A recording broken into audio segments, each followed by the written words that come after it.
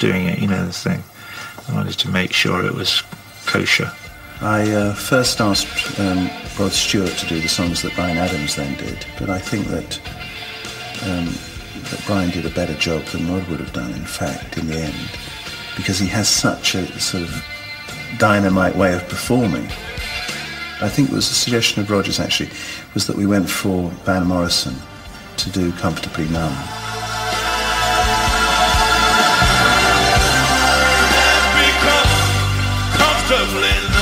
Whilst that was very difficult to persuade Van to come into it all, because he's quite a shy person, I think that piece worked very well as well. Rehearsing Van Morrison in England, which is, you know, just sort of amazing, because he's so cut off and difficult, and such a great singer and songwriter. Good morning, world, Your Honor. They recreated the trial in Berlin with actors, and it worked. Yes, it worked. Of course, I was used to the animation. Although I say it wasn't my favourite piece of animation, I still liked it. Evidence before the court is incontrovertible. There's no need for the jury to return. My suggestion was to try and contact Sean Connery to be the judge.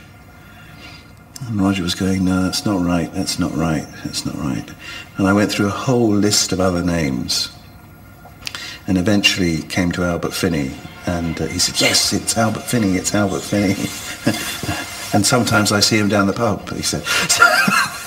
So I phoned up Albert Finney's agent at that point, and Albert agreed to do it as well. And thereafter it became Tim Curry, and we brought Marianne Faithfull in. And Marianne's a very old friend of mine who I adore.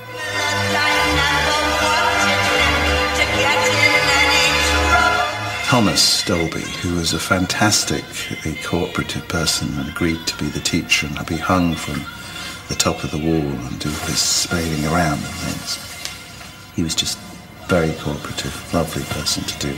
Well, there was a completely separate staging that we did in post-production for Uta Lemper at the top of the tower, where the filming of that on the night had just been wrong. The camera work had just been too shaky for us to use. So we brought her over to Brixton Academy and pretended that the sky was black and shot her against black. I think for the artists really that it was the idea that this was a globally broadcast event meant that they knew that people would see and appreciate it if they got it right, which most of them did. I was so involved in trying to do my job, and you know, and we had one or two glitches early on in the show, so I was pretty tense through most of it. There were two wonderful moments when it all went wrong.